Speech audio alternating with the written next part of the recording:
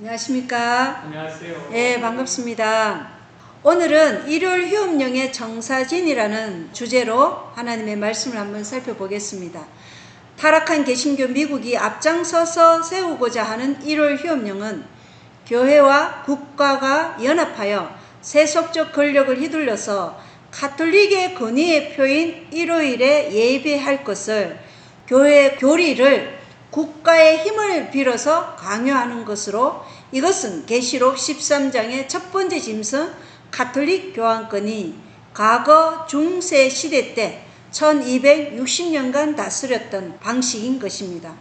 개신교가 하나님께서 제정한 예배일인 일곱째 날 토요일 안식일을 버리고 어미 가톨릭의 권위로 만들어진 일요일을 경배하도록 사람의 양심을 강요하는 형태로 이 일요일 휴업령이 전개될 것입니다. 그것을 오늘 한번 살펴보겠습니다. 자, 엘레나의 자서전 212쪽에는 아무도 일할 수 없는 밤이 곧 올 것이다. 하나님께서는 그분의 뜻에 완전히 헌신하고 성경을 열심히 연구함으로써 자격을 갖춘 남녀들을 부르사 이 마지막 때를 위한 특별한 사업을 행하라고 요청하신다. 그분께서는 일할 수 있는 사람을 지금 부르신다. 그들이 할 수 있는 모든 일을 다하기 위하여 신실하고 겸손히 일을 착수할 때 그들은 더욱 완전한 경험을 얻게 될 것이다. 그들은 진리를 더욱 잘 이해하게 될 것이며 사람들에게 접근하여 그들에게 도움이 필요되는 바로 그곳에서 도울 수 있는 방법을 더욱 잘 알게 될 것이다. 하나님을 위해 일할 일꾼이 바로 지금 필요하다. 밭은 누렇게 익어 추수하게 되었는데 일꾼은 적다. 이렇게 기록되어 있어요.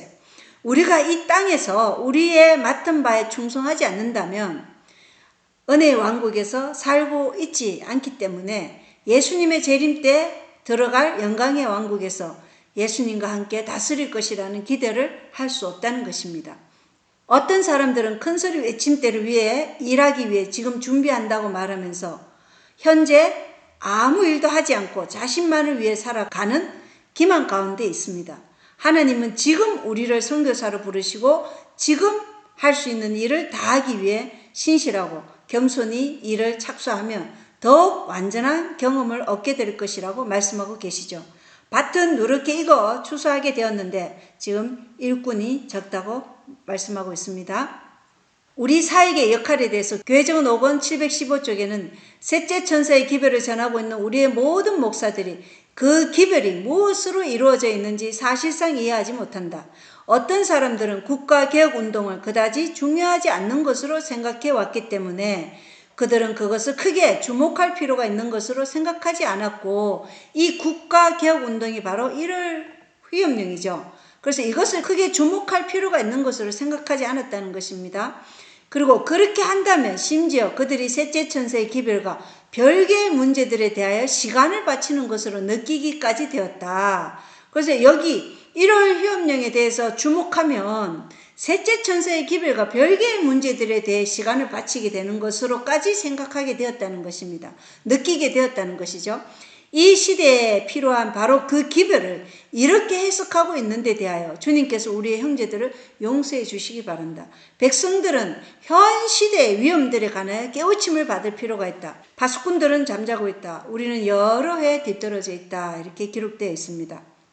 셋째 천사의 기별이 무엇으로 이루어져 있는지 이해하지 못하고 국가개혁운동인 일요일 휴업령 운동이 백성들에게 미칠 위험을 목사들이 깨닫지 못하고 있다고 지금 말씀을 기록하고 있어요. 백성들은 현 시대 위험들에 깨우침을 받아야 하는데 지금 파수꾼들이 잠자고 있다고 합니다. 교회정원 5권 713쪽에는 하나님의 백성들이 일어나 빛을 비추어야 유예의 시간이 주어져 있는 것 같다. 10사람의 의인들의 존재가 사악한 평온의 도시들을 구원할 수 있었다면 여전히 하나님께서 당신의 백성들의 기도에 대한 응답으로 당신의 율법을 폐하고 있는 자들의 역사를 저지시키는 것이 가능하지 않겠는가? 우리는 하나님 앞에서 우리의 마음을 크게 겸비하게 하여 은혜의 보좌를 찾아가서 그분의 큰 능력을 나타내 주시도록 그분께 탄원하지 않겠는가라는 글입니다.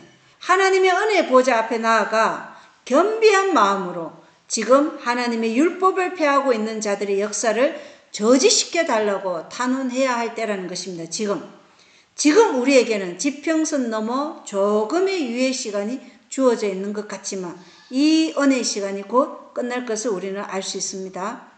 교회와 국가 연합 한번 보겠습니다. 그와 같은 행동은 이것은 국가적 일월 법령이죠. 그 정부의 원칙과 자유제도의 정신과 또한 엄숙하고 명백한 독립선언과 헌법에 배치되는 일이다. 1월 법령은 엄숙하고 명백한 독립선언과 헌법에 배치되는 일이라고 말하고 있어요. 미국의 건국자들은 교회의 일에 세속적 권력을 사용할 때 필연적으로 초래되는 편협과 박해를 일으키지 않기 위하여 현명하게 노력하였다. 그 나라의 헌법에는 국회는 종교의 설립이나 종교의 자유로운 생사를 금지하지 못하며 합중국의 어떤 공직의 관리에 속한 자격으로 종교적 조건을 요구하지 못한다고 규정되어 있다. 어떠한 경우에든지 국권으로 종교의 신봉을 강요하는 것은 국민의 자유에 대한 안전책을 무시하고 유린하는 데 불과하다. 그러나 그 표상에 있어서는 가장 큰 모순이 나타나 있다. 이 새끼암같이 둑불을 가진 짐승, 곧 순결하고 온순하고 해를 끼치지 않을 것처럼 보이는 그 짐승이 실상은 용처럼 말한다 라는 기록입니다. 그래서 국가적 1월 법령은 종교의 자율적 선택과 정치와 종교의 분리라는 독립선언과 헌법에 배치되는 일이고 국민의 자유에 대한 안전책을 무시하고 유린하는 데 불과하다고 대쟁투 442조에 기록되어 있죠. 그리고 일단 이 원칙이 미국에서 확립되어 교회가 국가의 권력을 사용하거나 지배하게 되고 국법이 종교 행위를 세속적 법률로 강요하게 되면, 다시 말해서 교회와 국가의 권세가 양심을 지배하게 되면 이 나라에서의, 미국에서의 로마 교회 승리는 확실해진다. 이렇게 각시대 대쟁투 582조에 기록되어 있습니다. 그래서 미국이 국법으로 종교 행위를 세속적 법률로 강요하는, 다시 말해서 교회와 국가의 권세가 양심을 지배하게 되면 로마 카톨릭이 과거에 행했던 압제와 박해의 역사가 다시 한번 되풀이 될 것을 말하고 있어요. 이것은 1888년도에 시도되었던 1월 법령의 청사진을 오늘 살펴보는 것입니다. 또 안식일이 모든 그리스도 교국을 통하여 투쟁의 초점이 되고 종교계와 정계의 권력자들이 계속하여 1월 준수를 강요하게 될 때 그 세속적 요구에 굴복하기를 끈덕지게 거절하는 소수의 사람들은 온 세계의 저주의 표적이 될 것이다. 이렇게 기록되어 있어요. 또 복음전도 235쪽에는 개신교회들이 그들의 조상들이 극심한 핍박을 받으면서까지 반대하여 온 거짓 종교를 받들기 위하여 세속적인 권세와 연합할 때 교회와 정부의 연합된 권세로 법왕이 제정한 안식일이 강요될 것이다. 오직 국가적 멸망을 초래할 국가적 배도가 일어날 것이다. 그리고 개정은 5권 712쪽에는 종교적 입법권에 영향을 미치는 국민개혁운동이 충분히 발전하면 지나간 시대에 있었던 것과 똑같은 불관용과 압제가 나타날 것이다. 이 지나간 시대는 가톨릭이 1260년간 통치하였던 그 시대를 말하는 것이죠. 인간의 해이가 신성의 대권을 맡아서 그들의 전제적 권력 아래 양심의 자유를 짓밟고 투옥과 추방과 죽음이 그들의 명령에 반대한 자들을 따른다. 만일 천주교나 그 원칙이 세력을 잡도록 다시 법령이 제정되면 박해의 불길은 널리 보급되어 있는 오리의 경의를 표하여 양심과 진리를 희생하지 않는 자들에게 다시 일어날 것이다. 이 악은 이루어질 단계에 와 있다. 이런 기록입니다. 교회정은 5권 712쪽에. 그래서 교황권에게 충성하는 표현 1호일을 거절하고 예수 그리스도의 창조와 구속의 능력으로 제정된 일곱째 날 안식일을 지키는 제7일 안식이 예수 재림교인들은 온 세상의 저주의 표적이 되고 또 양심에 따라 진리를 희생하지 않는 자들에게 박해의 불길이 일어날 것인데 이 악이 곧 이루어질 단계에 와 있다는 것을 미국 행정부의 행보를 통해 우리가 알 수 있는 것입니다. 자, 결과에 눈이 멀다. 이 1월 강요 운동에 종사하는 사람들 가운데도 이 활동에서 초래될 결과에 대하여 눈먼 자들이 많다. 그들은 그들이 종교의 자유와 직접 충돌하고 있다는 것을 알지 못한다. 교회정원 5권 712쪽이에요. 그리고 1월 운동을 추진하는 사탄적 힘이 있지만 그것은 감춰져 있다. 심지어 그 일에 종사하는 사람들조차도 그들의 운동에 따른 결과에 대해서는 눈이 멀어 있다라는 리벤 헤럴드 기록이고요. 또 1월 운동은 오늘날 암암리에 그 길을 마련하고 있다. 지도자들은 문제의 진상을 숨기고 있으며 그 운동에 연합하는 많은 사람들은 저류가 어디를 향해 흐르고 있는지 스스로 깨닫지 못한다. 그 공언은 부드럽고 그리스도인답게 보이지만 그것을 말할 때는 용의 정신이 나타낼 것이다 라는 교회정은 5권 452쪽이에요. 그래서 1월 운동은 종교의 자유와 직접 충돌하며 이 운동은 사탄적 힘에 의해 추진되고 있으나 문제의 진상을 숨기고 암암리의 거기를 마련하고 있기 때문에 많은 사람들은 이 운동의 결과에 대해 눈이 멀고 이 운동에 연합하는 사람들조차도 1월 운동이 가톨릭 교황권에게 압제와 박해의 독재적 권력을 넘겨주는 것임을 깨닫지 못하고 있다는 것입니다. 개신교가 교황권에게 손을 뻗는 것이죠. 마라나타 179쪽이에요. 개신교들은 그들의 모든 영향력과 힘을 교황권 편에 던질 것이다. 거짓 안식일을 강요하는 국가의 법률을 통해서 그들은 로마교의 부패한 종교에 생명과 힘을 부여함으로 폭정과 양심을 압제하는 일을 재현시킬 것이다. 이렇게 기록되어 있고 또 대쟁도 566쪽에는 개신교는 로마교의 손을 내밀어 후원해 오고 있다. 그들은 로마교들도 놀라고 이해할 수 없을 만큼 타협하고 양보했다. 사람들은 로마교의 진상과 그가 재상권을 잡게 될 때 생길 위험들에 대하여 그들의 눈을 감고 했다. 사람들은 정치와 종교, 자유를 위협하는 가장 위험한 이 원수의 진격을 저항하기 위하여 각성할 필요가 있다. 이렇게 기록이 되어 있어요. 계시록 13장 11절로 18절은 개신교 미국이 짐승의 우상인 1월 법령을 세워 가톨릭 교황권 종교에게 생명과 힘을 부여하여 폭정과 양심을 압제하는 일을 재현시킬 것을 말씀하고 있어요. 사람들은 정치와 종교의 자유를 위협하는 가장 위험한 일에 저항할 수 있도록 지금 경고를 받아야 하고 준비할 수 있도록 이 기별이 지금 선포되어야 한다는 것입니다.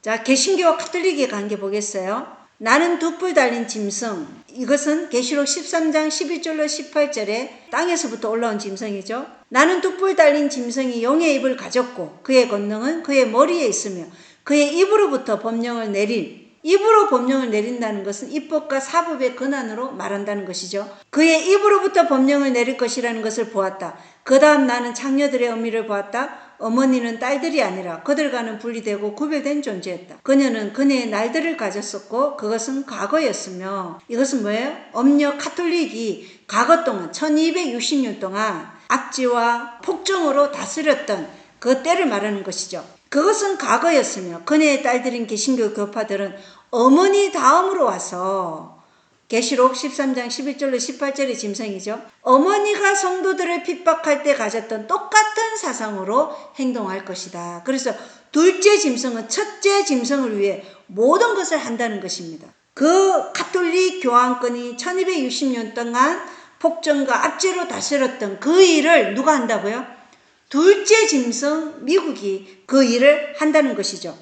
어머니의 권력상 힘이 약해지고 있는 동안 딸들은 자라고 있었고 곧 그들은 한때 어머니에 의해 휘둘려졌던 그 권력을 휘두를 것이다 라는 스폴딩의 메간의 기록입니다. 트럼프 대통령이 백악관에 신앙사무소를 설치하여 종교 자유 보호와 반기독교를 대응하고 어떤 형태의 종교 차별도 종식하기 위해 노력할 것에 사인을 하고 하나님 아래 하나의 국가로 다시 미국을 통합하기 위한 태스크포스를 만들라고 명령했다는 4차 신앙부흥 집회 시간에 말씀드린 교회와 국가의 연합이라는 설교 중 기사를 통해 알 수 있듯이 이미 행정명령에 사인을 했고 시행되고 있다는 것입니다.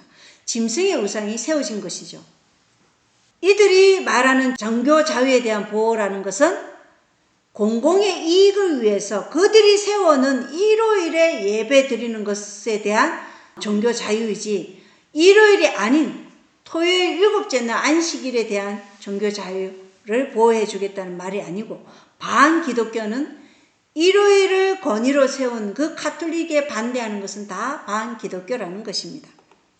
나는 명목상 교회들과 재림교인들이 유다처럼 진리를 반대하고 그들의 가톨릭의 영향력을 얻기 위해 우리를 배반해 가톨릭에게 넘길 것을 보았다. 그때 성도들은 가톨릭에게는 잘 알려지지 않은 사람들이었지만 우리의 믿음과 간섭을 잘 알고 있는 교회들과 명목상 재림교인들이 참으로 안식일을 기억하여 거룩히 지키는 자들을 미워할 것이라는 것이죠. 명목상 재림교인들이 성도들을 배반하고 그들을 안식일을 지키고 일요일을 무시하는 국민의 제도를 지키지 않는 자들로서 가톨릭에게 고발할 것이다. 그 다음 가톨릭은 개신교에게 계속해서 나아가라고 할 것이며 주의 중 일곱째 날 대신 첫째 날을 지키지 않는 자는 누구든지 죽임을 당할 것이라는 법령을 발표할 것이다. 그리고 많은 신도를 가지고 있는 가톨릭은 개신교의 편에 설 것이다. 가톨릭은 그들의 권력을 짐승의 형상에게 줄 것이며 개신교는 그들 앞에서 성도들을 멸망시키기 위해 그들의 어머니가 일했던 것처럼 일할 것이다. 하지만 그들의 법령이 열매를 맺기 전에 성도들은 하나님의 음성에 의해 구원을 받을 것이다. 이렇게 기록이 되어 있어요. 그래서 명목상 개신교와 명목상 재림교인들이 일곱째 날 안식일을 기억하여 거룩히 지키라는 하나님의 말씀대로 토요일 안식일을 지키는 자들을 배반하고 그들을 국민의 제도를 지키지 않는 자들로 가톨릭에 고발하여 넘길 것이고 가톨릭은 그들의 권력을 개신교에게 주어 성도들을 멸망시키기 위해 가톨릭 교황권이 1000년간 폭정으로 다스렸던 역사를 반복할 것이고 종국에는 일곱째 날 토요일을 지키는 성도들을 사형시키라고 명령할 것이나 예수님의 재림으로 성도들은 구원을 받을 것임을 스폴딩의 메간에 기록되어 있다는 것입니다. 개신교가 교황권에게 손을 뻗습니다. 종교적 입법을 위한 어떤 운동은 사실상 참으로 오랜 시대 동안 양심의 자유를 위하여 꾸준히 싸워온 것을 법안권에게 양보하는 행위이다. 이를 준수가 그리스도교 제도로서 존속하게 된 것은 불법의 비밀에 의한 것이다. 그것의 강요는 바로 로마 카톨릭교의 기초가 되는 원칙을 사실상 인정하는 것이 될 것이다. 우리나라가 정부의 원칙을 버리고 이를 법령을 제정할 때 개신교는 이 법률을 통하여 천주교와 손을 잡게 될 것이다. 그것은 바로 오랫동안 실제적인 독재를 다시 회복할 기회를 열렬하게 찾아온 압제가 되살아나는 것일 것이다. 그래서 일요일에 일하지 말고 쉬면서 하나님께 예배를 드리라는 법령이 강요될 때 개신교와 천주교가 연합할 것이며 이 일요일 법령은 실제적인 독재와 압제가 되살아나는 기회의 회복이라는 것입니다. 그래서 성경은 양심을 강요하므로 마지막 때 독재가 있을 것을 말하고 있다는 것입니다. 교리의 공통된 점에 관한 연합입니다. 합중국의 주요한 교회들이 공통적으로 주장하는 교리에 의하여 서로 연합하여 그 국가로 하여금 자기들의 교령을 강제로 실시하게 하고 그들의 제도를 강압적으로 유지하는 때가 이르면 그때의 개신교 미국은 로마 교적 교권 정치의 우상을 만들게 되고 그 필연적 결과로서 이에 반대하는 자들에게는 법률적 흥보를 가하게 될 것이다. 이렇게 대쟁투 445쪽에 기록되어 있고 또 444쪽에는 많은 사람들은 개신교 각 교회 간에 존재하는 신조의 큰 차이의 말로 강요된 통일성을 이룩하려는 노력이 결코 경주될 수 없으리라는 결정적인 증거라고 보았다. 그러나 지나간 여러 해 동안 개신교 각 교회에서는 공통적인 교리를 근거로 한 일치연합을 원하는 여론이 강하게 자라났다. 이 같은 연합을 이루려면 그것이 서로 성경상 관점에서 아무리 중요할지라도 모든 사람이 합의하지 아니한 문제들에 관한 토의는 필연적으로 포기하지 않으면 안 된다. 그래서 개신교가 그들이 가지고 있는 필연적인 정말 중요한 그 구속의 계획의 청사진인 이 교리를 포기하게 된다는 것입니다. 그리고 대쟁투 563쪽에는 개혁교회들과 법안 교권 제도를 분리시키는 그 교리들에 관하여 점차적으로 무관심해지는 경향이 있다. 결국 개신교도들이 지금껏 생각해왔던 것만큼은 중요한 점에 있어서 큰 차이가 없다는 것과 우리 편에서 조금만 양보하면 로마교를 더욱 잘 이해할 수 있게 될 것이라는 의견이 세력을 대가고 있다. 이렇게 기록이 되어 있어요. 그래서 개신교의 뿌리라고 할 수 있는 칭의에 대한 교리는 구원은 오직 예수 그리스도의 피가 우리의 대속을 치루었다는 주님의 공로를 믿는 믿음을 통해 은혜로 구원을 받는 것인데 이 교리에 대한 개신교 측의 타협이 있었다는 것입니다. 자, 이것이 가톨릭, 루터교, 감리교 교회 일치 공동선언입니다.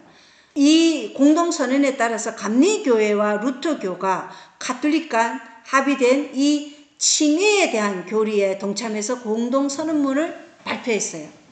이것에 대한 공동선언문을 보면 가톨릭은 구원은 예수 그리스도에 대한 신앙과 함께 선행을 실천해야 구원을 받을 수 있다는 게 가톨릭 교회의 전통적 입장이죠. 그런데 기독교의 구원의 조건은 뭐예요? 믿음을 통해 은혜로 구원을 받는 것이다. 그런데 이것에 대한 합의를 도달했어요. 문구만 살짝 바꿔가지고 그렇게 공통의 구원에 대한 문제를 놓고 16세기 초 벌어진 이 논쟁은 기독교가 가톨릭과 루터교로 분열된 원인으로 작용했다가 1999년에 선행의 실천과 개인의 신앙을 조화시킨 공동 합의에 도달했다. 이렇게 기록이 되어 있어요. 아까 그 말씀은 제가 환란의 징조에서 종교와 정치의 연합에 대해서 말씀드렸던 내용입니다. 근데 마틴 루터는 어떻게 말했나? 마틴 루터는 오직 믿음으로 말미암는 칭의 교리는 교회를 세우기도 하고 넘어지기도 하는 믿음의 조항 또는 교회가 서고 넘어지는 것을 결정하는 믿음의 조항이라고 말했습니다.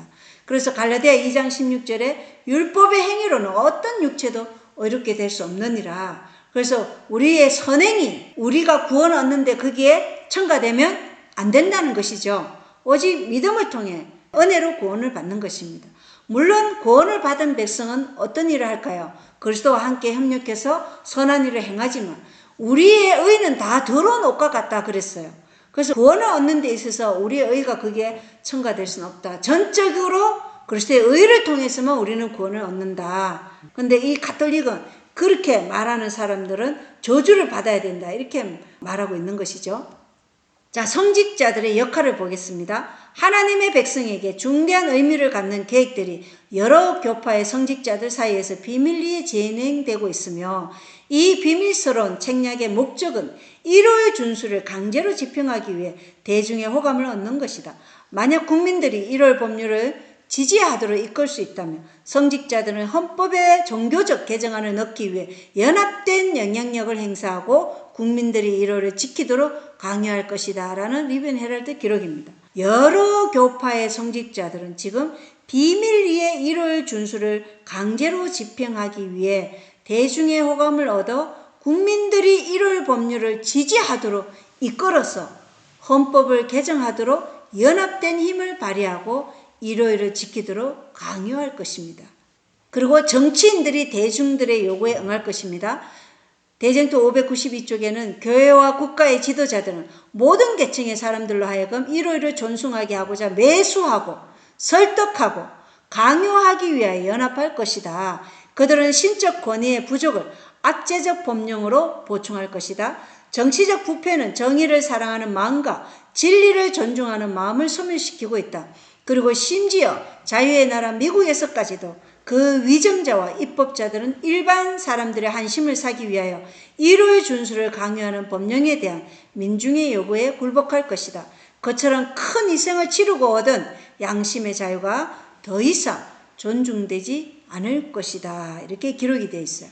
그리고 그리스도인 교육의 기초 475쪽에는 우리는 종교의 자유를 억누르며 동료 인간들로 하여금 일요일을 안식일로 지키도록 이끌거나 강요하기 위하여 압제적인 법령을 시행하고자 그들의 영향력을 사용할 사람들을 기쁘게 하기 위하여 노력할 수는 없다. 주일의 첫날은 숭배를 받아야 할 날이 아니다.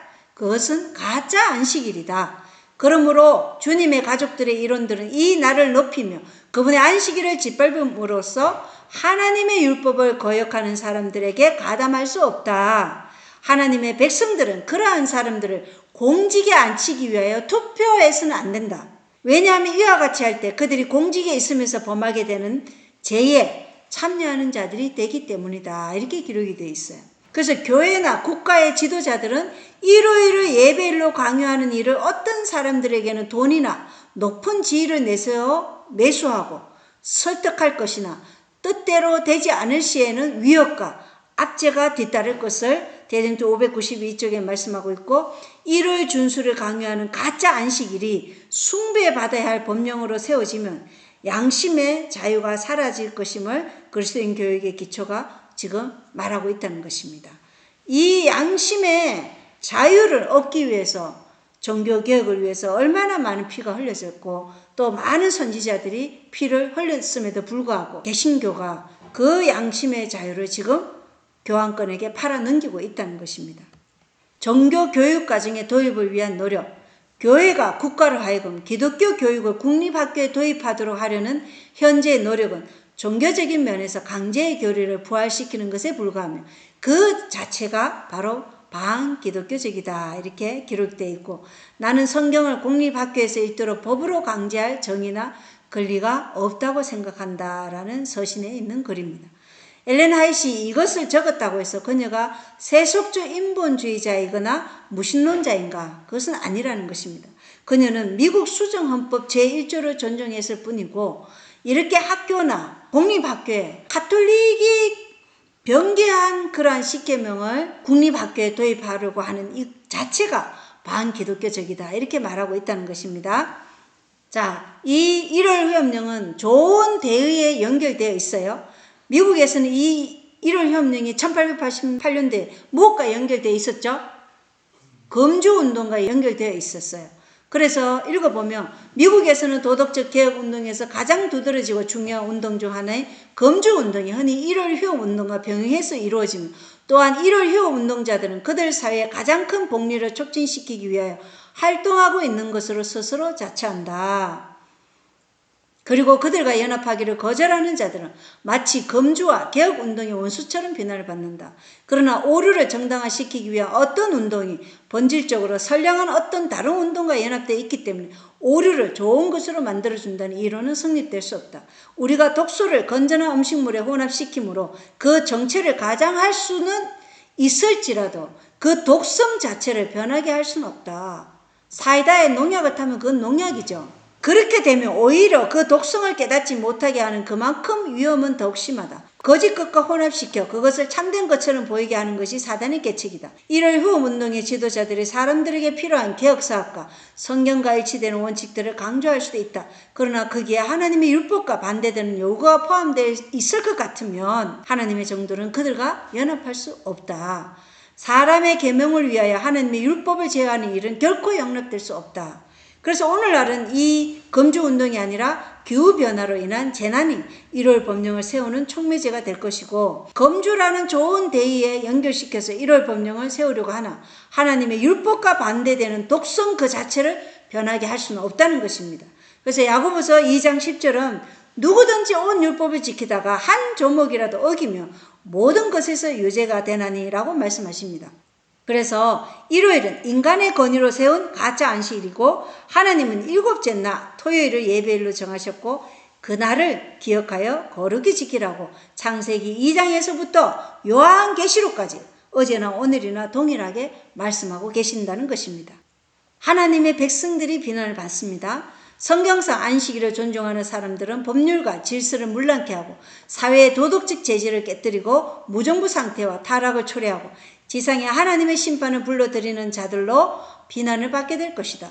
양심의 지시에 순종하는 그들의 행동은 완고와 고집과 권위에 대한 멸시로 단정될 것이다.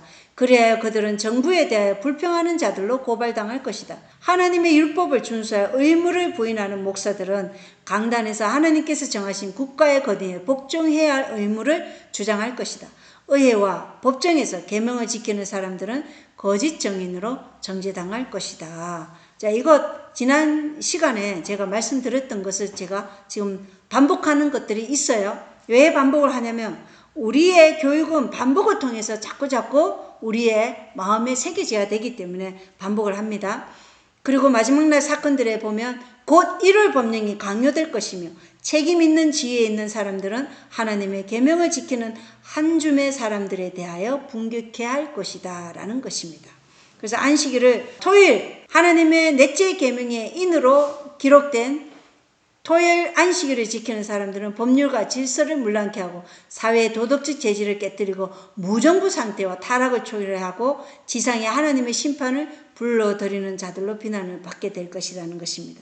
그리고 의회와 법정에서 계명을 지키는 사람들은 거짓 정언으로 정죄당할 것이다. 이런 것들을 우리가 미리 알면 우리가 계속해서 준비하겠죠. 마음에 이것을 새기면서 그러할 때 우리가 하나님의 진리 안에서 굳게 담대히 설 수 있도록 하나님께 기도하는 정신으로 우리가 살아갈 것입니다. 자, 헌법을 개정합니다. 개정은 5권 711쪽에는 큰 위기가 하나님의 백성을 기다린다. 위기가 세상을 기다린다. 모든 시대에서 가장 중대한 투쟁이 우리 앞에 박두했다. 지금 위기가 우리 앞에 있다는 것을 우리가 미국 행정부를 보면 알 수 있지 않습니까? 그죠? 40년 이상 우리가 예언적 말씀의 권위에 의거하여 다가올 것으로 선포해온 사건들이 이제 우리의 눈앞에서 일어나고 있다. 이미 양심의 자유를 제한하는 헌법 개정의 문제가 국가의 입법자들에게 강요되었다. 이를 준수를 강요하는 문제는 국가의 관심과 중요 과제 중 하나가 되었다. 지금 미국을 하나님 아래 하나의 국가로 만들려고 지금 백악관에 신앙사무소를 설치했고 이미 행정명령이 떨어졌어요. 그래서 이미 우리는 짐승의 우상이 세워졌고 이제는 뭐예요? 헌법 개정의 문제가 남았다는 것을 알 수 있습니다. 리븐 헤라드 글을 읽어보면 그들은 개신교 정부가 그들로 자유로운 독립국가가 되게 하는 원칙들을 희생시키고 입법을 통하여 교황의 거짓과 기만을 퍼뜨리게 될 원칙들을 헌법에 집어넣을 것 같으며 암흑시대에 겪었던 로마 교회의 공포에 빠지게 되리라는 것을 알지 못한다. 이 일을 추진하는 사람들조차도 이것을 알지 못하고 추진한다는 것입니다. 사단의 기만에 속아서. 자, 일요일 찬성과 안식일 반대. 사람들이 일요일에 일하는 것을 금할 아니라 안식일에 노동을 강요하며 안식일을 부인하고 일을 준수에 참여하지 않으며 자유와 생명을 잃을 것이라고 강요할 때가 올 것이다. 하지만 진리가 사람들 앞에 정인으로서 더욱 온전히 제시되어야 하기 때문에 이때는 아직 오지 않았다. 아직 오지 않았지만 일요일 법령이 입법화되면 일요일에 노동을 금할 뿐 아니라 안식일에 노동을 강요하며 안식일을 부인하고 일요일 예배에 참여하지 않으면 자유와 생명을 잃을 것이라고 강요할 것인데 머지않아 하나님의 계명을 지키는 자들에게 이 일이 이르러 올 것이라는 것입니다. 그래서 지금 우리가 안식일에 대한 올바른 개념과 안식일에 주님께 나아오는 이 참된 은혜의 안식에 대한 그런 살아있는 체험이 있어야지만이 이러한 압제와 폭정이 이르러 올 때 우리가 담대히 그 폭력 앞에 설 수 있다는 것입니다. 전 세계가 연합할 것입니다. 온 세상은 제7일 안식일 예수 재림교인들이 이 적그리스도 세력이 세운 제도인 일요일에 경의를 표함으로 교황권에게 충성을 다하지 않기 때문에 그들에 대하여 적개심을 불러일으킬 것이다. 세상에 대한 그의 재산권이 논박당하지 않도록 하기 위하여 그들을 지상에서 없애버리는 것이 사탄의 목적이다. 마라나타 217쪽의 기록입니다. 온 세상이 적개심을 불러일으킬 것입니다. 교회종 6권 18쪽에는 종교 자유의 나라 미국이 양심을 억압하고 사람들에게 거짓 안식일을 존중하도록 강요하는 일에 법안권과 연합할 때 지구상에 있는 모든 나라 사람들은 미국의 본을 따르게 될 것이다. 그리고 가르품 기별 상권 392쪽에는 소위 그리스도인 세계는 위대하고 결정적인 행동의 무대가 될 것이다. 건세를 가진 자들은 교황권의 본을 따라 양심을 지배하는 법을 제정할 것이다. 바벨론은 모든 나라로 하여금 그의 음란의 진노의 포도주를 마시게 할 것이다. 모든 나라들이 참여할 것이다. 이렇게 기록되어 있어요. 사탄의 목적은 온 세상이 제7일 안식일 예수 재림교인들에 대한 적개심을 불러일으켜 사탄의 재산권에 굴복당하지 않는 SDA를 이 마지막 남은 무리를 지상에서 없애는 것이 사탄의 목적이라는 것입니다. 그리고 양심을 억압하고 거짓 안식일 일요일을 예배드리도록 하는 일은 미국에서부터 시작하여 지구상에 있는 모든 나라들이 미국의 본을 따를 것이다 라는 기록이죠.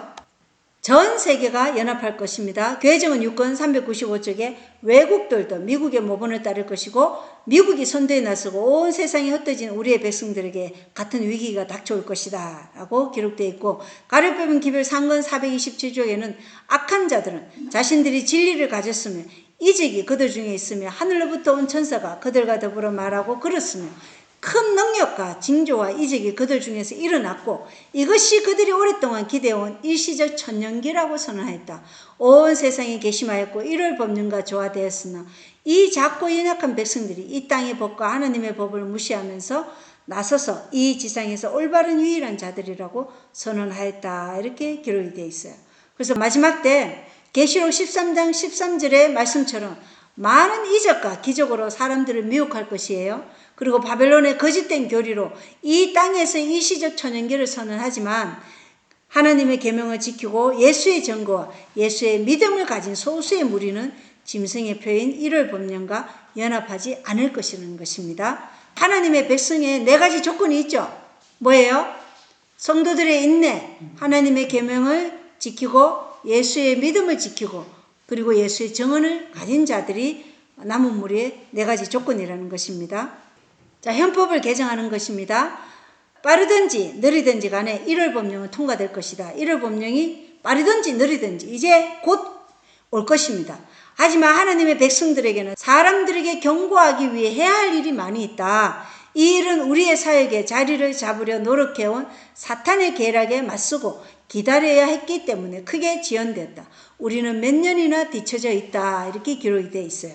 그래서 하나님의 심판하실 시간이 이르렀으니 창조주 하나님을 두려워하고 7째 날 안식일을 기억하여 거룩히 지킴으로 창조주께 영광을 돌리고 창조주 하나님을 경배하고 바벨론의 오르로부터 나와 짐승의 표인 일요일을 경배하지 말아라고 우리는 사람들에게 경고하여서 그들이 멸망당하지 않도록 영전하는 복음을 선포해야 될 것입니다.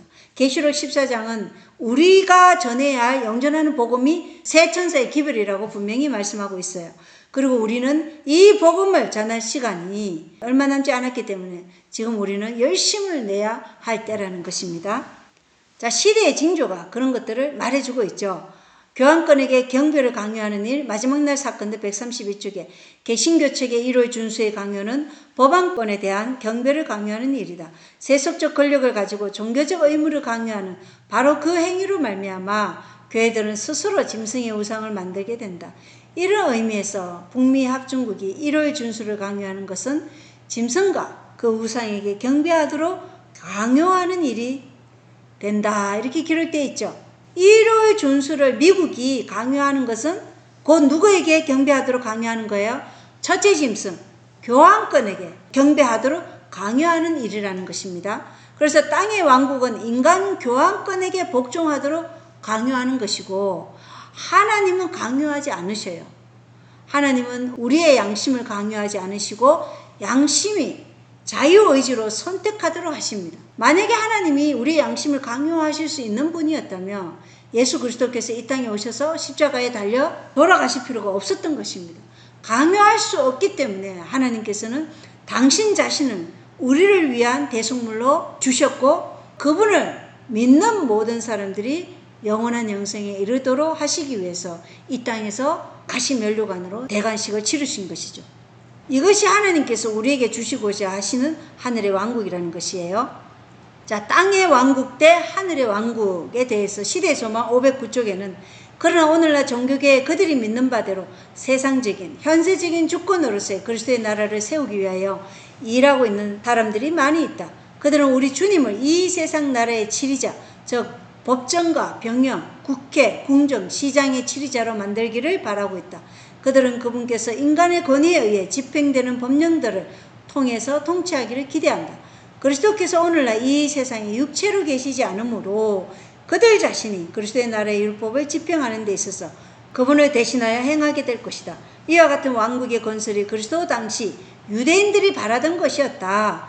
예수께서 그들이 하나님의 율법이라고 생각하는 것을 집행하시기 위해 현세적인 왕국을 자신에서 세우시고 그들을 당신의 뜻의 해설자와 그의 능력의 대행자로 삼았더라면 그들은 예수를 받아들였을 것이다. 이렇게 기록되어 있어요. 그래서 지금 1월 법령을 세우고자 하는 이 일은 유대인들이 원했던 바라던 그러한 왕국이었다는 것입니다. 그것이 땅의 왕국이에요. 유대인들은 예수님이 이 땅의 나라를 건설하기 위해서 만약에 이 세상의 주권자로서 그리스도의 왕권을 세우려고 했다면 유대인들은 그리스도를 받아들였을 것이에요. 그러나 예수 그리스도께서 원하시는 나라는 이 땅에서의 왕국이 아니죠. 우리의 인간 마음에 세우고자 하신 은혜의 왕국이었던 것입니다. 지금 트럼프 대통령은 미국이 황금기가 시작되었다고 말합니다. 그러나 종교와 정치의 연합은 미국이 독재의 길로 나아가고자 하는 출발점이라는 것입니다. 자, 땅의 왕국 대 하늘 왕국 시대소망 계속해서 읽어보겠습니다. 그러나 예수께서는 내 나라는 이 세상에 속한 것이 아니라고 요한복음 18장 36절에 말씀하셨습니다. 그는 이 세상 보좌를 받아들이려고 하지 않으셨다. 예수께서 사시던 그 당시의 정부는 부패하고 강압적이었다. 도처에서 토색과 편협과 잔인한 압제 등의 악패들을 호소하고 있었다. 그럼에도 불구하고 구주께서는 사회개혁을 시도하지 않으셨다. 예수께서는 국가의 권력 남용을 공격하지도 않으셨고 국가의 원수를 정죄하지도 않으셨다. 그는 권력을 장악한 자의 권위와 행정에 간섭하지 않으셨다. 우리의 모본 대신 예수께서는 세속적인 정치를 멀리하셨다. 예수께서 사람들의 재난에 무관심하셨기 때문이 아니라 구제책이 단순히 인간적인 그리고 외적인 조치에 있지 않았기 때문이다. 구제책이 효과가 있으려면 반드시 사람들에게 개인적으로 미쳐야 하고 반드시 마음을 개심시켜야 한다. 그리스도의 나라는 법정이나 회의나 입법기관의 결정 또는 세상의 위인들의 후원을 얻어 설립되는 것이 아니요. 그리스도의 성품을 성령의 도우심으로 인간의 마음의 심음으로 이루어진다. 영접하는 자, 곧 그 이름을 믿는 자들에게는 하나님의 자녀가 되는 권세를 주셨으니 이는 혈통으로나 육정으로나 사람의 뜻으로 나지 아니하고 오직 하나님께로서 난 자들이니라 라고 요한복음 1장 12절로 13절에 기록되어 있어요. 영접하는 자는 예수 그리스도께서 우리의 죄를 대신해서 대속을 치르셨고 그분을 통해서 우리는 죄 용서함을 받고 하나님과 화해를 이룬다. 그리고 우리는 그분의 마음으로 이 땅에서 그분을 닮은 품성으로 하늘에 가는 것이다. 그래서 우리는 그분의 품성을 우리 생애에 나타내야 된다는 것이죠. 여기에 인류를 항상시킬 수 있는 유일한 능력이 있다.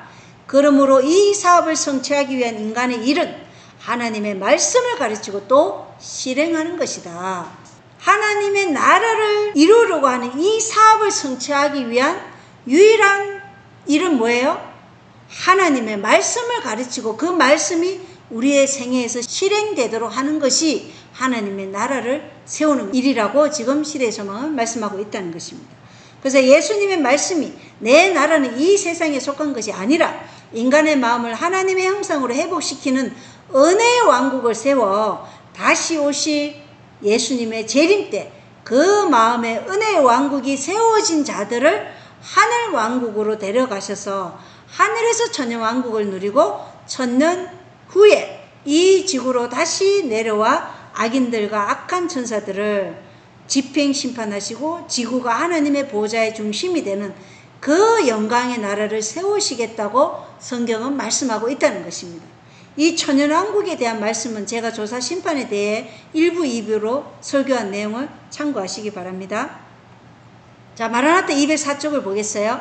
배도한 교회는 세상과 지옥의 권세와 연합하여 이마나 손에 짐승의 표를 찍고 하나님의 자녀들로 하여금 짐승과 그의 형상을 경배하도록 설득할 것이다. 그들은 하나님의 백성들이 하나님의 율법에 대한 충성을 포기하고 교황권에 경배하도록 강요하려 할 것이다. 사람의 영혼을 시험하는 때가 올 것인데 이는 배도의 연합이 하나님의 충성된 종들로 하여금 여호와의 율법을 저버리고 그분의 진리의 말씀을 거부하라고 요구할 것이기 때문이다. 그때에 금이 찌꺼기로부터 분리될 것이며 누가 경건하고 충성되며 진실한지 그리고 누가 불충실하고 겉만 번지르한 찌꺼기인지 명백히 드러날 것이다. 얼마나 많은 쭉정이가 하나님의 부채질에 의해 날아갈 것인가. 지금 우리의 눈에는 풍성한 밀밭밖에 보이지 않지만 하나님의 부채질로 인해 많은 쭉정이가 날아갈 것이다. 그리스도 안에 자리 잡지 않은 모든 이들은 그날의 시험과 지독한 시련을 견디지 못할 것이다. 그리스도의 의로움으로 옷 입은 자들이 진리와 의무에 대해 굳건히 설 것에 반해 자신들의 의를 믿었던 자들은 흑암의 왕자의 검은 깃발 아래 설 것이다. 그때에서야 선택이 그리스도를 위한 것이었는지 아니면 바알을 위한 것이었는지가 드러날 것이다. 그래서 가톨릭이나 배도한 개신교뿐만 아니라 우리 제7일 안식일 예수재림교회도 마찬가지로 모든 교파의 배도한 지도자들이 강단에서 하나님의 율법과 말씀을 거절하라, 버리라고 요구할 것이라는 것입니다. 그래서 그때 알곡과 가라지가 확연히 드러날 것이고 지금 어떤 이들은 하나님의 은혜로 그리스도의 장성한 분량으로 자라나고 있고 이러한 은혜로 자라나는 자들은 자기 의가 아닌 누구의 의에 전적으로 자기 자신을 의존하는 자들이에요. 그리스도의 의에 전적으로 자신을 의존하고 그 의가 우리 안에서 역사하도록 자신을 희생하는 자들이고 자아를 부인하는 자들이고 또 어떤 이들은 어두운 가운데로 내려가고 사단의 검은 깃발 아래 지금 서가고 있다는 것입니다. 그래서 각자의 운명은 그들의 선택에 달려 있어요. 무엇을 선택할 것인가의 문제입니다. 우리에게는 아무런 의도 없으므로 오직 그리스도께서 우리를 대속하신 그리스도 우리의 의의 피 묻은 깃발 아래 설 것인지, 자신의 의를 높이는 사단의 검은 깃발 아래 설 것인지의 선택의 문제라는 것입니다. 이 선택이 오늘날 우리에게 주어지고 있다는 것입니다. 자, 우리가 1888년도에 이러한 1월 휴업령에 대한 청사진이 다 보여졌어요. 그리고 이 일은 다시 이 마지막 시대에 재현될 것입니다. 이러한 1월 휴업령이 시도되었던 이때에 우리 재림교회 안에 무슨 일이 있었는지 한번 살펴보겠습니다. 이 일이 일어나야지만이 이 세상에 하나님의 사업이 성취될 것입니다. 2888년에 무슨 일이 일어날 수 있었나 한번 보겠습니다. 마지막 날 사건대 200쪽에는 주께서는 당신의 큰 자비로 E.J. 와그너와 A.T. 존스 목사를 통하여 당신의 백성들에게 가장 귀중한 기별을 주셨다. 이 기별은 온 세상의 죄를 위한 희생 제물이신 높이 들리신 구주를 세상 앞에 더욱 현저하게 제시하는 것이었다. 그것은 보증인이신 분에 대한 믿음을 통하여 의롭게 됨을 나타내었다. 그것은 사람들로 하여금 그리스도의 의를 받아들이도록 촉구하였는데 그것은 하나님의 모든 계명에 순종함으로 나타난다. 많은 사람들이 예수님을 시야에서 놓쳐버렸다. 그들은 그분의 거룩하신 인격과 그분의 공로와 인간 가족을 위한 그분의 변함없는 사랑을 응시할 필요가 있다. 모든 권세가 그분의 손에 주어진 것은 그분께서 매우 귀중한 당신 자신의 의의 선물을 무력한 인간 대리자에게 나누어 주심으로 사람들에게 풍성한 은사를 나누어 주시기 위함이다. 이것이 하나님께서 세상에 전하도록 명령하신 기별이다. 그것은 큰 소리로 선포되어야 하며 그분의 성령의 부어주심이 크게 수반되어야 할 셋째 천사의 기별이다. 그래서 1888년에 일어났던 일이 이 마지막 시대에 그대로 재현될 것인데 그리스도의 의를 받아들였다는 것의 증거가 무엇이라고 기록되어 있죠? 그것은 하나님의 모든 계명에 순종함으로 나타난다. 이렇게 기록이 되어 있어요. 그래서 우리 안에서 그리스도의 의가 있다는 것은 곧 하나님의 모든 계명에 대한 순종이라는 것입니다. 이론적으로 아는 것이 아니라 하나님께서 우리에게 무엇을 요구하시든지 그 말씀에 자아를 부인하고 굴복하는 순종의 열매가 나타나는 것이 바로 그리스도의 의를 받아들였다는 증거라는 것입니다. 이 기별이 세상에 전할 큰소리 외침이고 이것이 셋째 천사의 기별이라는 것입니다. 그래서 우리가 자아를 부인한다는 것은 우리의 감정에 있어서 분노하거나 또 이기심이나 교만, 탐심 이런 것들을 자아 부인하는 것도 마찬가지죠. 그리고 또한 하나님께서 명령하신 시골생활 기별, 그리고 건강개혁, 그리고 교육개혁, 의복개혁, 안식일개혁 이러한 것에도 우리가 자아를 굴복하고 하나님의 말씀대로 하는 것도 자아 부인이에요. 이런 것들은 제껴두고 내 안에 일어나는 감정만 자아 부인이라 생각하면 그건 큰 착각이에요. 하나님이 무엇을 요구하시든지 우리는 그 모든 요구에 아멘으로 화답해야 된다는 것입니다. 이러한 것들이 우리가 정말 자아를 부인했다는 증거로 드러나는 것입니다. 자, 1888년에 무슨 일이 일어날 수 있었나? 가를 뽑은 기별 1권 363쪽을 보겠습니다. 시련의 시기가 우리에게 임박하였는데 이는 죄를 사유하시는 구세주이신 그리스도의 의에 대한 계시를 보여주심으로 셋째 천사의 큰 외침이 이미 시작되었기 때문이다. 이것은 온 땅을 영광으로 환하게 할 천사의 빛의 시작이다. 그래서 셋째 천사의 기별이 뭐라는 거예요? 그리스도의 의에 대한 계시라는 거예요. 온전히 우리 자신을 그리스도께 의존하는 것, 자기 행위로 구원을 얻으려는 모든 잘못된 생각에서 벗어나 우리를 위해 믿음으로 의를 온전히 이루신 그 그리스도의 의를 받아들이는 것이 우리의 유일한 희망이고 이것이 셋째 천사의 큰 외침이고 이 외침은 이미 1888년도에 시작되었다고 말씀하고 있어요. 그럼 너전비가 언제 시작되었다는 것이에요? 1888년도에 이미 시작되었다는 것입니다. 그래서 너전비는 무엇에 의해 내려진다는 거예요? 그리스도의 의에 의하여 내려지고 너전비 기별이 믿음으로 말미암는 의의 기별이라는 것입니다. 그래서 스가랴서 10장 1절에 보면 늦은 비가 내리는 때 주께 비를 구하라 이렇게 말씀하고 있다는 것입니다. 그래서 우리가 계시록 14장 12절과 12장 17절에 보면 남은 무리들이 큰 소리 외침을 전할 무리들의 특징이 4가지 있죠. 성도들의 인내, 하나님의 명령들과 예수의 믿음을 지키는 자들, 그리고 예수 그리스도의 정언을 가진 자들이 이 큰 소리 외침의 기별을 전할 자들이고 이들에게 늦은 비가 내리신다는 것입니다. 자, 이루어질 수 있었던 일입니다. 이 일은 참 슬프게도 이루어지지 않았지만 이 일이 일어났더라면 늦은 비, 큰 소리 외침이 일어났고 이른 비에 충만한 비와 늦은 비가 일어나서 하나님의 역사는 성취되었을 것을 말해주고 있어요. 교회정은 8권 104쪽이에요. 1903년 1월 5일 캘리포니아주 세인트 헬레나 배틀크릭 교회에게 어느 날 정오에 나는 만일 책임 있는 위치에 있는 사람들이 하나님의 뜻과 길을 따랐다면 지난 대총회에서 이루어질 수 있었던 일에 관하여 기록하고 있었다. 1903년이니까 지난 대총회면 언제예요? 1902년에 이 일이 일어날 수 있었다는 것입니다.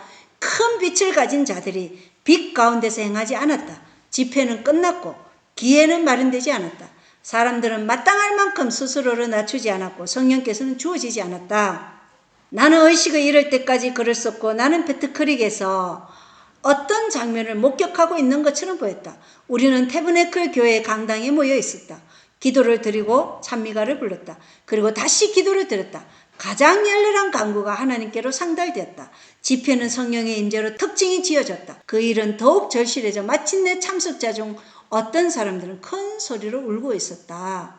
이 글은 1902년 대총회에서 만약 책임 있는 위치에 있는 우리 재림교회 지도자들이 자신들을 겸손히 낮추고 서로에게 용서를 구하였더라면 오순절 성령이 내렸던 것처럼 이른 비에 충만함이 내렸을 것과 뒤이어서 늦은 비가 부어질 수도 있었던 것을 엘렌 하이트의 계시를 통해 보여주는 말씀이에요. 계속해서 읽겠습니다. 한 사람이 무릎을 꿇은 자세에서 일어나서 과거에는 어떤 특정한 사람들과 연합을 이루지 못해서 그들을 위한 사랑을 느끼지 못했지만 지금은 자기 자신을 있는 그대로 보게 되었다고 말했다. 매우 엄숙하게 그는 라오디게아 교회에게 준 기별을 반복했다. 나는 부자라 부유하여 부족한 것이 없다 하나 나는 자부심으로 인해 생각하는 바가 꼭 이와 같았습니다. 라고 그는 말했다. 어떤 한 지도자가 이렇게 말했다는 것입니다. 내 공고한 것과 가련한 것과 가난한 것과 눈먼 것과 벌거벗은 것을 알지 못하도다. 나는 지금 이것이 나의 상태인 것을 봅니다. 나의 눈이 열렸습니다. 나의 정신은 완고하고 불의했습니다. 나는 내 스스로를 의롭다고 생각했습니다. 그러나 나의 마음은 깨어졌습니다. 그러므로 나는 나를 철저하게 살펴보신 분의 귀중한 권면이 필요함을 압니다. 아, 그 말씀들은 얼마나 귀중하고 자비롭고 사랑이 넘치는 말씀들인가.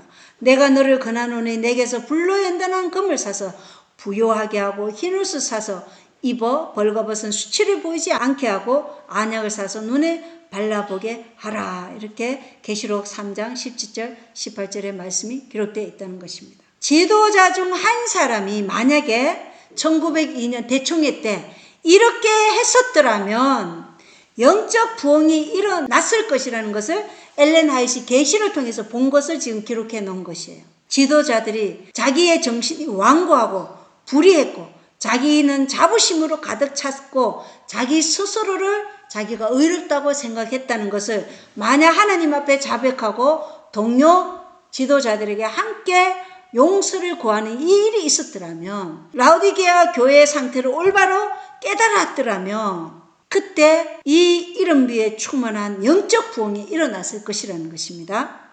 계속해서 105조 읽어보겠어요. 그 연사는 아까 그 사람입니다. 그 연사는 기도하고 있는 자들을 향하여 말했다. 우리는 해야 할 일이 있습니다. 우리는 죄를 고백하고 우리의 마음을 하나님 앞에 낮춰야 합니다. 그는 애끓는 고백을 했다. 그리고 몇 사람의 형제들에게로 걸어 나와서 한 사람씩 차례로 그의 손을 뻗고 용서를 구했다. 그의 말을 들은 자들은 용수철이 튀듯이 일어서서 고백을 하고 또 용서를 구했다. 그 한 지도자가 용서를 구하자 그 자리에 앉아있던 지도자들이 용수철이 튀듯이 일어나서 자기들의 죄도 고백하고 그 사람에게 용서를 구했다는 것입니다. 서로에게 용서를 구했다는 것입니다. 그들에게 우리가 너무 교만했고, 우리가 너무 이기적이었고, 우리가 너무 완고했고, 우리가 너무 자만했고, 우리가 너무 자기 의를 높였다는 이것을 용서를 구했다는 것입니다. 그들은 서로의 어깨를 얼싸안고 울었다. 용서의 정신은 온 회중에게로 퍼졌다. 그것은 오순절의 기회였다. 하나님을 찬양하는 노래가 들렸고 밤이 깊어지고 거의 아침이 될 때까지 그 일은 진행되었다. 다음의 말씀들이 분명한 소리로 자주 반복되었다. 물은 내가 사랑하는 자를 책망하여 징계하노니 그러므로 내가 열심을 내라. 회개하라. 볼지어다 내가 문 밖에 서서 두드리노니 누구든지 내 음성을 듣고 문을 열면 내가 그에게로 들어가 그로 더불어 먹고 그는 나로 더불어 먹으리라. 우리가 하나님의 은혜를 받고 있다는 증거가 곧 겸손히 자신을 낮추고 용서를 구하고 죄를 버리는 절대된 삶이라는 것입니다. 하나님께서 우리에게 은혜를 주시는 목적은 바로 이러한 경험 가운데서 우리를 성화시키기 위함에 있다는 것이에요. 그런데 이 일이 1902년 대총회 때 일어났어야 했을 일인데 일어나지 않았다는 것입니다. 아무도 진심으로 하는 고백을 할 수 없을 만큼 교만하지 않는 것처럼 보였다. 이 일에서 지도적인 일을 한 자들은 영향력을 가지고 있었지만 전에는 그들의 죄를 고백할 용기가 없었던 사람들이었다. 태버네클 교회에서 이전에는 결코 들어보지 못한 그런 기쁨이 있었다. 그 후 나는 무엇이 상태에서 일어났다. 그런데 한동안 내가 어디에 있는지 생각할 수가 없었다. 나의 표는 여전히 손에 쥐어져 있었다. 다음과 같은 말이 내게 들렸다. 이 일은 이루어질 수 있었다. 주께서는 당신의 백성들을 위하여 이 모든 일을 이루고자 기다리고 계셨다. 온 하늘은 은혜롭게 되기를 기다리고 있었다. 나는 지난 대총회에서 우리가 어디에서 철저한 일을 이루었어야 했는지를 생각했다. 그리고 내가 목격한 바가 실현되지 못한 것을 깨닫게 되자 실망의 고민이 나를 엄습했다. 이렇게 엘렌 화이트이 기록했어요. 오순절에 충만한 이른비가 내려질 수도 있었으나 나는 부자라 부족한 것이 없다는 지도자들의 교만한 정신이 자신들의 비참하고 가련하고 가난하고 눈물고 벌거벗은 것을 알지 못했기 때문에 하나님과 사람들 앞에 겸손하게 나아가지 않았다는 것입니다. 그래함으로 이러한 일이 일어날 수도 있었지만 이루어질 수 없었다는 것입니다. 우리는 늦은 비의 때에 도달했고 주께서 그분의 백성들에게 일어나라 빛을 발하라 내 빛이 이르렀고 주의 영광이 일어나 내 위에 임하였느니라고 말씀하실 때가 왔다. 이렇게 기록되어 있어요. 바이블 에코에 마지막 날 사건들 39쪽에는 복종하지 않으므로 여러 해 동안 이스라엘 백성이 그랬던 것처럼 우리는 이 세상에 남아있지 않으면 안 될지 모른다. 결코 하나님의 백성들은 그들 자신의 잘못된 행동 노선의 결과를 하나님께 돌림으로 죄에다 죄를 첨가하지 말아야 한다. 이 글을 1901년에 썼어요. 그 대총회에서 일어나야 할 그 회개의 기도가 1902년에 일어났으면 하나님께서는 하나님의 사업을 성취시키고 벌써 그들은 하늘에 가 있을 것입니다. 대쟁투 368쪽에는 1844년에 재립운동 때 성직자들 중에서 기별을 받은 사람은 비교적 소수였으므로 기별을 전하는 일은 주로 평신도들에게 맡겨졌다고 기록되어 있어요. 그러므로 역사는 동일한 선상에서 반복되기 때문에 마지막 늦은 비의 큰 외침도 평신도들에게 맡겨질 것이므로 평신도들이 앞장서 기별을 전할 것이고 소수의 목회자들이 연합할 것입니다. 이러한 일이 지도자들에게 일어났어야 할 일인데 그게 일어나지 않았어요. 그러면 누가 이 일을 해야 된다고요? 평신도들이 이 일을 통해서 지금 우리는 영적 개혁을 통해서 영적인 신앙 부흥이 일으켜야 된다는 것입니다. 교회정 5권 743쪽에는 하나님께서는 내가 거룩하니 너희도 거룩할지어다 라고 우리에게 명령하셨다. 영감받은 사도는 또한 거룩함이 없이는 아무도 주를 보지 못하리라고 주장한다. 거룩함은 하나님과 일치되는 것이다. 죄로 말미암아 사람에게 있는 하나님의 형상은 훼손되고 거의 지워졌다. 잃어버린 그것을 회복하는 것이 복음이 하는 일이다. 그러므로 우리는 이 일에 있어서 하나님의 역사에 협력해야 한다. 그런데 우리가 하나님을 아는 지식을 얻지 못하고서 어떻게 우리가 하나님과 조화를 이룰 수 있으며 그분의 형상을 받아들일 것인가? 그리스도께서 이 세상에 오셔서 우리에게 계시해 주시는 것이 이 지식이다. 하나님을 아는 지식이라는 것입니다. 너무도 많은 사람들이 그리스도의 고상한 품성과 직분에 관하여 가지고 있는 빈약한 견해들은 그들의 신앙 경험을 편협하게 했고 거룩한 생애에서의 그들의 전진을 크게 훼손시켰다. 한 백성으로서의 우리들 사이에 존재하는 개인적 신앙은 부진한 상태이다. 많은 형식과 많은 기계적인 것과 많은 입술만의 신앙이 있다. 지금 우리도 형식, 기계적인 것, 입술의 신앙을 지금 하고 있는지 우리 자신을 면밀히 살펴봐야 된다는 것입니다. 하나님께서 하시고자 하신 일은 뭐예요? 우리의 마음 가운데 하나님의 형상을 다시 회복하시고자 하시는 일이 하나님께서 이루고자 하시는 하나님의 왕국이라는 것입니다. 이것이 복음이 하는 일이라는 것이에요. 믿음으로 말미암는 의를 삶의 체험과 실제적인 순종이 아닌 입술로만 이야기하는 사람들은 모두 사단의 검은 깃발 아래 세워질 것입니다. 교회정 5권 743쪽 계속 읽어보겠습니다. 그리스도를 세상에 나타내고 생애와 품성을 통하여 복되신 예수님을 드러내는 것이 이 세상에서의 그리스도인의 사업이다. 그래서 우리는 우리의 생애와 품성을 통해서 누구를 나타낸다고요? 그리스도를 나타내는 것. 이것이 그리스도인의 사업이라는 것입니다. 하나님께서 우리에게 빛을 주신 것은 우리가 그것을 다른 사람들에게 나타내기 위함이다. 그러나 우리가 받은 빛과 사람들의 마음에 접근하도록 우리에게 주어진 기회와 특권들에 비교해 보면 우리 사업의 결과는 너무도 적은 것에 불과하다. 하나님께서는 당신께서 우리에게 깨닫게 해주신 진리가 지금껏 계시되었던 보다 더 많은 열매를 맺도록 계획하신다. 그러나 우리의 마음이 우울과 슬픔으로 채워져 있고 우리 주변에 있는 흑암과 악을 생각하고 있다면 어떻게 우리가 그리스도를 세상에 나타낼 수 있겠는가? 우리의 감정이 영혼들을 구원하는 능력을 어떻게 소유할 수 있겠는가? 우리에게 필요한 것은 체험적인 지식을 통하여 그리스도 안에 계시된 그대로의 하나님과 그분의 사랑의 능력을 아는 것이다. 자, 우리에게 필요한 것이 뭐라고요? 하나님과 그분의 사랑의 능력을 아는 것이다. 그리스도 안에 계시된 그대로의 하나님과 그분의 사랑의 능력을 아는 것이다. 우리는 부지런하고 경건하게 성경을 살펴야 하고 우리의 이해력은 성령으로 말미암아 소생되어야 하고 우리의 마음은 믿음과 소망과 끊임없는 찬양을 통하여 하나님께로 올라가야 한다. 이렇게 기록되어 있습니다.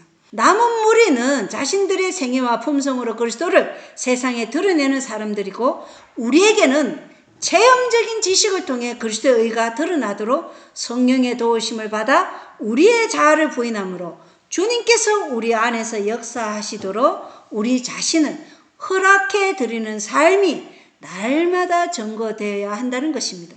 그렇게 하기 위해서는 뭐가 필요하다고요? 성경과 예언을 신을 통해서 성령이 일깨워 주시는 그 깨달음을 통해서 하나님과 또 예수 그리스도의 사랑의 능력을 아는 지식이 필요하다는 것입니다. 지식이 있어야 이것이 체험적인 지식으로 나타난다는 것이죠. 교회정 5권 208쪽입니다. 무한하신 분께서는 틀림없이 정확하게 모든 나라에 대한 기록을 여전히 보관하고 계신다. 회개하라는 부르심으로 그분의 자비가 제공되어 있는 동안 이 기록은 열린 채로 남아있을 것이다. 그러나 그 양이 하나님께서 정하신 특정한 분량에 이르게 되면 그분의 진노의 역사가 시작된다. 기록은 종결되고 하나님의 오래 참으심도 끝난다. 그들을 위한 자비의 호소는 더 이상 없어진다. 교회정 9권 13쪽에도 사람들이 기만과 오만 가운데서 주께서 지나가도록 허용하지 아니하실 지점에 이르게 될 때가 이르러 오고 있다. 그때 그들은 여호와의 오래 참으심에도 한계가 있다는 것을 배우게 될 것이다. 그래서 고린도후서 6장 2절에 보면 보라 지금이 받아주시는 때요. 보라 지금이 구원의 날이로다. 이렇게 말씀하고 있어요. 그래서 여호와의 오래 참으심에는 반드시 뭐가 있다고요? 한계가 있다. 이것을 우리가 꼭 기억하게 되기를 바랍니다.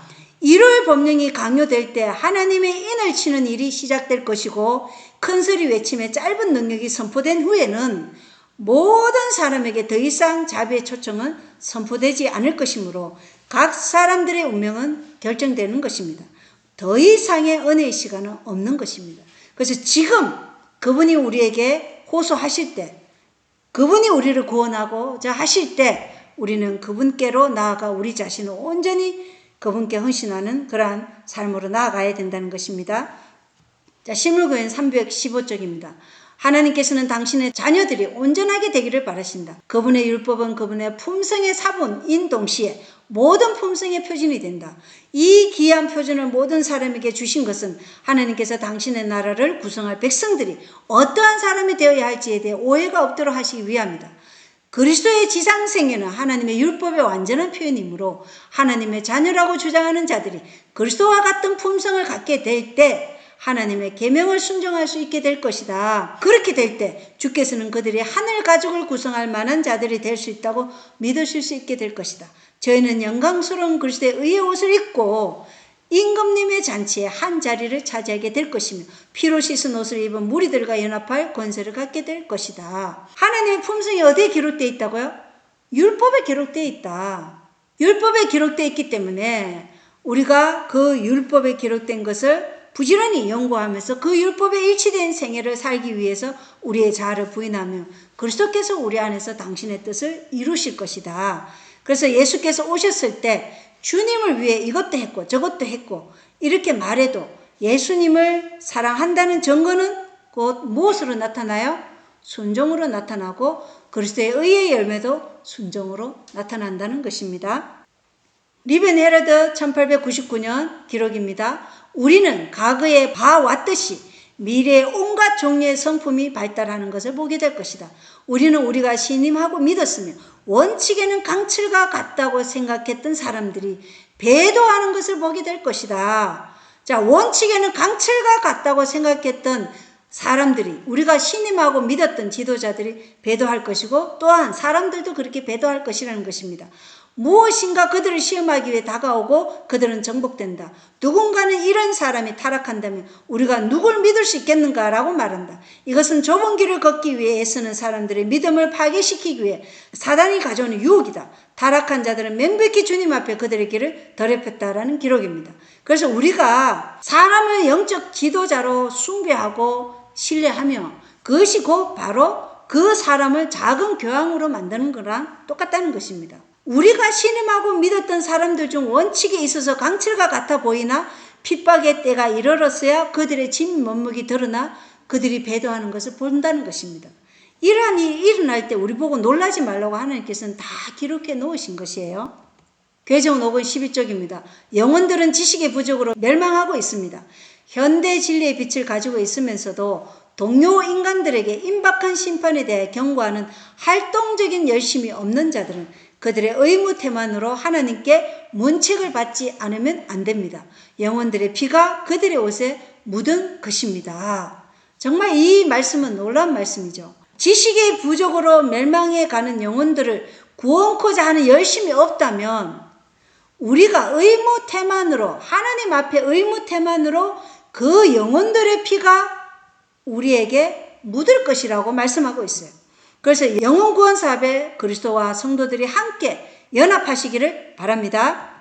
복음전도 702쪽에는 그대는 현재의 의무를 아무렇게나 등한히 하면서 장차 올 큰 축복을 받을 것처럼 생각하거나 그대 자신의 노력이 없이 놀라운 신앙 부흥이 있을 것처럼 착각해서는 안 된다. 오늘날 그대는 그릇들을 정결하게 하여서 하늘의 이슬을 받을 준비를 하고 늦은 비를 받을 준비를 해야 한다. 왜냐하면 늦은 비의 강림은 분명히 있을 것이며 하나님의 축복은 온갖 더러움에서 정결케 된 영혼을 충만케 하실 것이기 때문이다. 오늘날 우리가 해야 할 일은 우리의 심령을 그리스도께 굴복시키고 주님의 임재를 통하여 새롭게 됨을 입는 때 곧 성령의 침례를 받을 자격을 얻는 일이다. 어떤 특별한 흥분의 기회를 기대하면서 사는 대신에 우리는 현재의 기회들을 지혜롭게 이용하고 영혼들을 구원하기 위하여 반드시 해야 할 일을 하지 않으면 안 된다. 이렇게 분명히 말씀되어 있어요. 그래서 지금 현재의 의무에 있어서 아무 일도 하지 않으면서 신앙 부흥이 있을 것이라고 기만당하거나 착각해서는 안 된다는 것입니다. 그러한 자들은 스스로 의롭다고 생각하는 자들이기 때문이죠. 우리는 이른 비 가운데서 죄에서 정결케 되어야 하고 모든 죄에서 승리하여야 합니다. 그러한 자에게 늦은 비가 임할 것이기 때문입니다. 자, 마지막으로 복음전도 703쪽 읽고 마치겠습니다. 하나님께서 이런 기회들을 마련해 주십니다. 바로 우리 앞에 위기가 놓여 있다. 우리는 지금 이 마지막 시대를 위한 중대한 진리를 성령의 권능을 힘입어 선포해야 한다. 불온과 모든 사람이 경고의 기별을 듣고 결심하게 될 것이다. 그때의 끝이 이럴 것이다. 하나님께서는 사업의 주인이 되신다. 그분께서는 당신의 섭리를 통하여 거룩한 사업이 완성될 길을 준비하신다.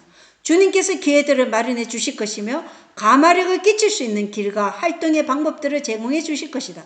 만일 하나님의 백성들이 주님의 섭리의 지시들을 깨닫고 주님과 협력하기 위하여 항상 준비하고 있다면 그들은 큰 사업이 성취되는 것을 보게 될 것이다 라는 말씀입니다. 각 족속 방언과 민족과 언어들이 모두 경고를 듣게 될 때 그때 뭐가 온다고요? 끝이 이를 것이다 라고 말씀하는 것입니다. 이 세상에 배도한 교회들 또한 하나님의 통제하에 그들의 영향을 나타낼 것이나 하나님 손바닥에 다 있다는 것을 우리가 기억해야 되겠죠. 다 하나님의 손바닥 안에 그들도 있어요. 이것을 기억하면서 우리는 그들을 두려워하는 마음을 어떻게 해야 돼요? 하나님께 드려야 된다는 것입니다. 하나님께서 모든 사건들의 키를 잡고 계시며 주님께서 순금과 찌꺼기를 갈라놓으시고자 시험을 허락하시고 거룩한 사업이 완성되기를 준비하시면서 우리가 가마력을 끼칠 수 있도록 방법들을 제공해 주실 것을 우리는 믿어야 합니다. 그리고 우리에게는 세상 끝까지 우리와 함께 하시겠다는 주님의 약속이 있는 것입니다. 이것을 믿으시죠? 예. 그래서 이 1월 휴업령의 청사진은 순금과 찌꺼기를 갈라놓으시고자 하시는 하나님의 시험인 것입니다. 누가 하나님께 속했는지, 누가 사단에게 속했는지 온 우주와 사람들 앞에 그 정체를 드러내는 것이죠. 그래서 하나님의 사업이 성취되는 것입니다. 그렇기 때문에 우리는 하나님께서 모든 사건들의 키를 잡고 계시며 주님께서 순금과 찌꺼기를 갈라놓으시고자 이러한 시험을 허락하시고 거룩한 사업이 완성되기를 준비하시면서 우리가 각 족속 방언과 민족들에게 가마력을 끼칠 수 있도록 하나님은 방법들을 제공해 주실 것을 믿고 세상 끝까지 함께 하시겠다는 주님의 약속을 우리는 굳게 붙잡고 우리 자신들을 날마다 하나님께 복종시킴으로 주님의 섭리의 지시들을 깨닫고 주님과 협력하기 위하여 항상 준비하고 있어야 한다는 것입니다. 항상 준비하고 있어야 돼요. 주님과 협력하기 위해서. 그렇게 되면 큰 소리 외침을 할 늦은 비가 임할 것이고 많은 영혼들이 그리스도와 연합하게 하는 큰 사업의 성취를 볼 것입니다. 그래서 1월 휴업령의 청사진은 우리를 준비시키고자 하시는 하나님의 은혜의 말씀이라는 것입니다. 이것을 우리에게 보여주시는 것은 하나님의 백성이 준비되고 또 준비된 백성이 이 기별을 전해서 많은 사람들을 하나님께로 인도하라는 것이죠.